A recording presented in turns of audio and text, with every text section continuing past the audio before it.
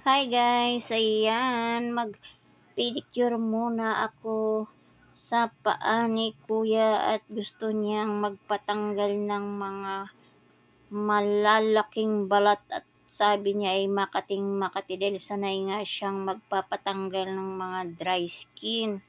Kaya ayan, tinatanggalan ko siya ng maraming dry skin at sabi niya sasagarin ko daw yung mga kuko niya sa hinlalaki para daw matagal siyang makabalik.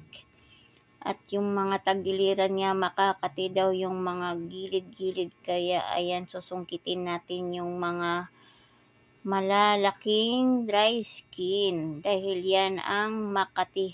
Kapag kasi nasanay na yung ating mga daliri na tinatanggalan, hahanap-hanapin na ng ating mga daliri yan tuwing 1 linggo o 2 linggo. Nangangati na yan at hihilain na tayo papuntang parlor para magpalinis. Kaya ayan si kuya, hinila na siya sa mga paa niya papuntang parlor para magpatanggal ng kanyang mga dry skin dahil kating-kati na yung kanyang mga tagiliran sa kanyang kuko. At yan naman, nakikita nyo naman na ang daming laman at punong-puno talaga siya. Sabagay hindi naman siya katulad ng iba na as in malalaki. Yung kanya medyo malaki lang pero hindi katulad ng iba. Meron pang mas malalaki pa dyan. Yung sa kanya slight pa yan, no.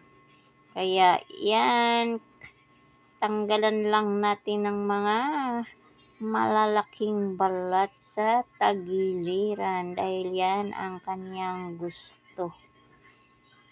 So, linisin ko lang maigi, no? Mabuti na lang at matalas yung aking nipper at ang aking puser.